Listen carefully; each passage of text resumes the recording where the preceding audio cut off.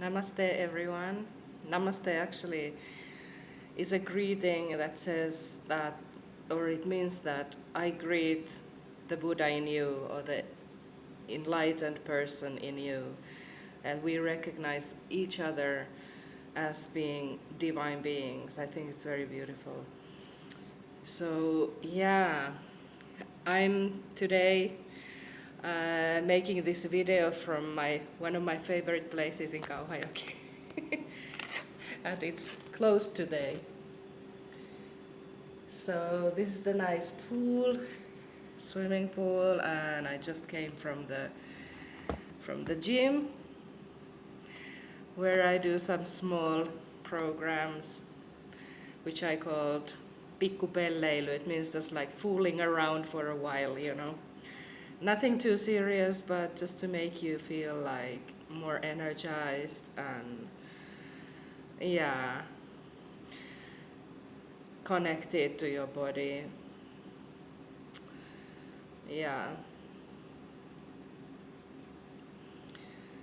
Actually, just recently we moved to the center in Kauhajoki, and now I'm more close to the swimming pool. So I have taken this new routine to come to the gym before 2 o'clock when the uh, swimming pool opens. So I have a new system, and I feel very happy about it actually.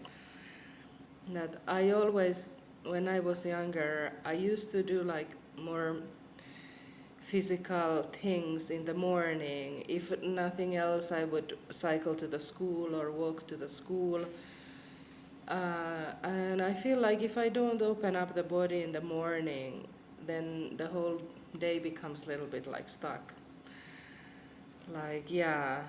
So actually, I feel like, when like we have had that habit of, eating first thing in the morning. For me, that's not a good idea, actually.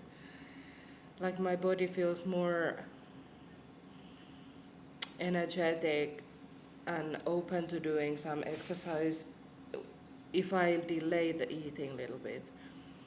So then also my body feels more hungry. It can maybe receive the food better later. Okay, so yeah, actually, like taking care of the physical body is also a big part of spiritual work. Like in one point, it's impossible to energetically go to the next levels unless you have a balance between the physical, the emotional, and the spiritual. So that's why in all the spiritual ashrams and communities, there is also an emphasis on doing some kind of physical practice every day, be it yoga or something else. And of course, like in, let's say, Amma's ashram and in many other uh, Indian type of ashrams, they also emphasize the seva. Seva actually means selfless service.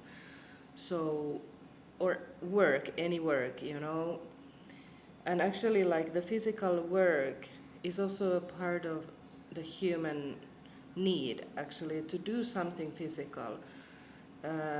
Because we have not been created to just sit around or lie down all day. If we do that, it happens that our physical body starts to go out of balance. And actually, I have to say that even though I really really like online programs, it created a situation that I was like sitting a lot just watching the computers, even though like I was studying like to become like yoga teacher. More I was sitting, it really became like some kind of block, and always like I was not even able to do the physical yoga at all. Like I was just watching the videos. This is crazy at one point. Um, but yeah, I also got to that identity change. That was very important. Like when we had the, live calls and Zoom meetings, that community helped me to shift my identity, because I started to be in a place that, to be honest, like I started to be really depressed and blocked. And because we were doing very different things with my partner. He was doing physical work for his living, and I, because I have some problems with my health, like the asthma and stuff, in the winter for me, it was just like next to impossible, sometimes even to go outside.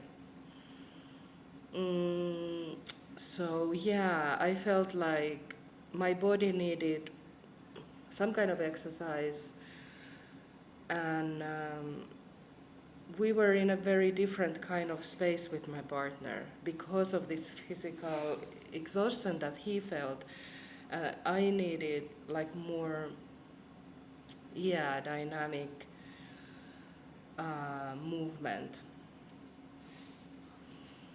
And his work actually was very physically demanding also. Like he's still working, yeah, of all places in Atria. In Atria, it means that it's the biggest slaughterhouse for the cows in, I think, the Scandinavian countries or something, at least Finland.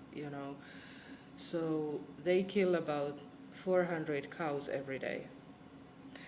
And as a vegetarian and as a like spiritual person, for me that was a nightmare to even think about that kind of work. He was like cleaning cleaning that equipment which was cutting the meat, and the whole system. There's so much blood every day. For me it was not just like so like depressing and so like horrible thought to be in that kind of atmosphere every day. And sometimes he says that because he used to also listen to a lot of programs and music during the work, so that he wouldn't have to think about where he is and what he's doing. Anyway, so this was my karma, what I say, to stay with this man, in this kind of atmosphere. And even though we both were living in spiritual communities, and even one temple, Bhakti Marga temple in Helsinki, but now we are in a situation that we haven't been really connecting with that spiritual energy for a long time. And because we also don't have so many friends in Kauhajoki who would have been like, interested in the, let's say, mantra music or spiritual music, or yeah, actually the trend here in Kauhajoki has been more of a heavy metal type. It's so funny. Of course, the older generation, they are more into the folk music. They are more into, yeah, that kind of less, dark pop music. Yeah, but here actually they organize a big festival in the summer for the heavy metal. So it's called Nummirock. So yeah, but of course, like in this area also we have Kaustinen. And that's like something that I really, really enjoyed going to last summer. It was like a folk music, Finnish folk music festival. So that's like 2-3 hours further on from here, but not so far in the end. So I was lucky enough to go there last year and enjoy the atmosphere there and work a little bit. Yeah. But yeah,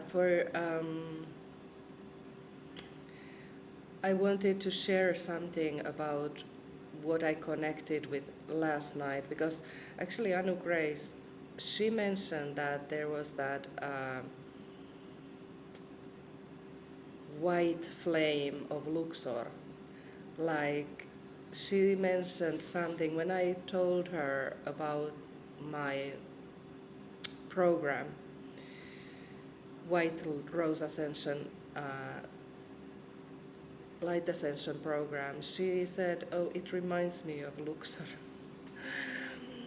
So last night I tried to Google that. I tried to see in the YouTube what there was about that Luxor temple. Because actually I have some past life memories from there, but looking at these pools, let's say, looking at those pools, there were things like practicing levitation. And actually, when they made the restoration of that Luxor temple, and which had been made, of course, with the computer and designers, so there was a pool in the Luxor temple. So yeah, I have a strong feeling that I have been there, but also that something really traumatic happened there, that I was not able to pass, of course, all the initiations. And it was interesting when there was the video, when you went through the whole temple complex, and in the end there was the room with the two birds on each side of the doors and the walls. So I realized, okay, that this was the ascension chamber. It was the experience of detaching from the physical body consciousness and going to the soul consciousness, which is like samadhi, or which was like, not identifying with the physical body. So, and there was a video there which described the idea of transparency, how some of those hieroglyphs of the Luxor temple, they kind of like made sense when you would be able to look through the stone. So that they were like pieces of the puzzle coming from the opposite wall, let's say. And when you could see those at the same time, you would see the missing puzzle pieces. And that reminded me of Yogananda, who had that experience when he had a heightened state of consciousness, that he was able to look through physical objects. So I was thinking, okay, so those people were able, or they were trained to be able to see through these physical layers. And yeah, of course, like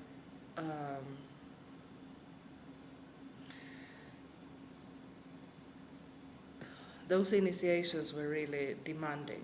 Like, I have heard, like, there's this book about Elisabeth Haich, Initiation, which talks about those initiations actually. And in some cases, the training of the emotional body took as long as 12 years. And that included like working on your fears, even fear of death. The initiation sometimes had elements that you would have to kind of challenge your fears in a very deep way.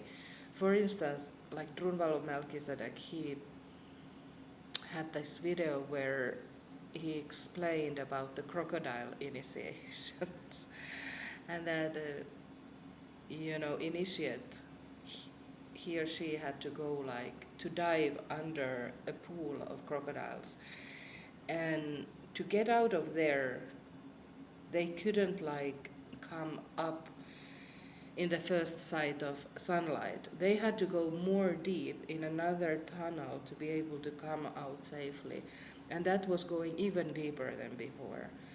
So like that gives you some idea. The fear of death was something that people had to challenge. And actually, like before I started to become empowered to start to share my story again, since a long break, I experienced that state or that process of understanding that, okay, like let's say that my physical body is not in a good shape, and that I was concerned that I have, whatever cancer, tumor, something, because I have had a lot of bloating in my stomach, indigestion and stuff like that. So, and I had a bad asthma. So, actually, like, I came to a point when I was also able to, like, let's say, I was able to finish my yoga teacher training, which was a miracle in itself. Like, my partner, he never, like, we used to fight a lot about, doing yoga, not doing yoga, and, because he never had energy after a job, or even before he didn't like it a lot. So, but he, in the end, was the one who did the, Happy Jack Heroes journey sequence with me for my final exam. So, like, I really appreciate that he came to support me in a moment when I was a little bit like let down by some of my friends who were like supposed to help me. But things happened and it didn't work out. So he came to help me in the end for that. But yeah, so my process was this, that okay, I know that my body is not well. I know I'm a little bit sick or even more sick. So I decided that, okay, we don't know when we're going to die, each of us. And even though I've been like working on my fears around death also, and getting a lot of support from the masters for that process, like not to have so much attachment to the death idea and so on, but that has been a strong factor in the corona time. People have been, paralyzed by fear in one point. So yeah, but my idea was this, that let's say if I die in 2-3 years or whatever, um, let me do something what I really enjoy before I die. Let me share something that I learned from life. Like I'm not a perfect person, and in one point I have a lot of issues around the first chakra. But I feel like this fear of survival issues in this society has gone to a too extended level. Like it has gone too far. So that people do all their decisions in life from that mode of survival consciousness, and that's also not like spiritually uplifting. Yeah, but of course to have some kind of balance. Like I used to do the job for teaching the Ukrainian people Finnish language last winter, and I was kind of like, you know, really proud of myself to be able to do that job, even though I had a lot of health challenges.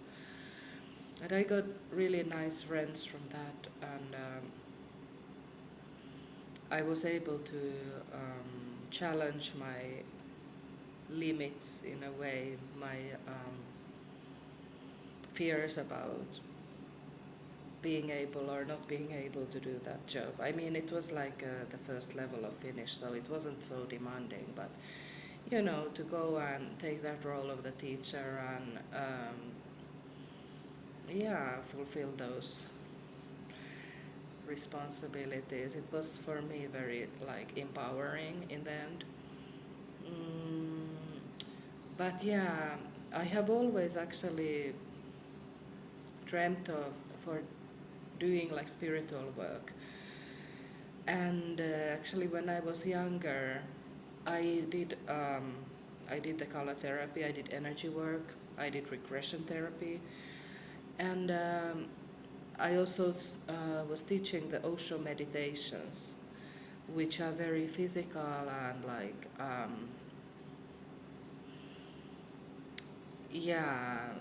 meditations that you don't sit in one place all the time. They're active meditations.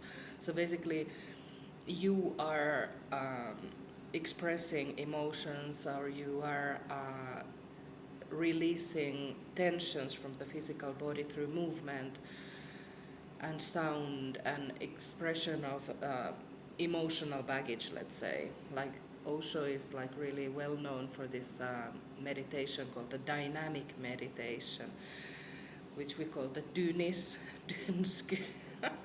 Some of my friends created those, nicknames, because like that dynamic meditation, it's unbelievable actually. Like it's really deeply cleansing from depression. But yeah, so we have that saying that Suutarin lapsilla ei ole kenkiä. It's like, the shoemaker's children don't have the shoes. So like that's me.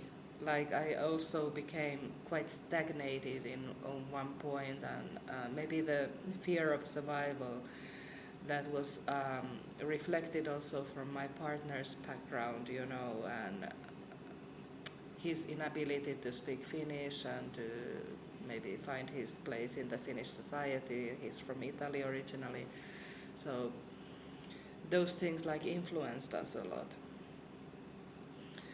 But yeah, so like this is something I just wanted to share today, that that I feel like my new routine for coming to the gym and sharing every day some thoughts with you guys, like it's important for my empowerment and feeling that I can share something that I'm going through, and also give some tools maybe for you guys to think about how to change your emotional state, how to come out of depression. Because like physical body, the stress is expressed in the physical state of your body. So that's why releasing the tensions of the physical body will release the tensions of your mind also in the psychological level. Okay, so I want to greet you happy day and a lot of blessings from Kauhajoki. And I show you once more, these are not the Luxor temples, pools, but I'm sure they were as beautifully pristine as these at one time.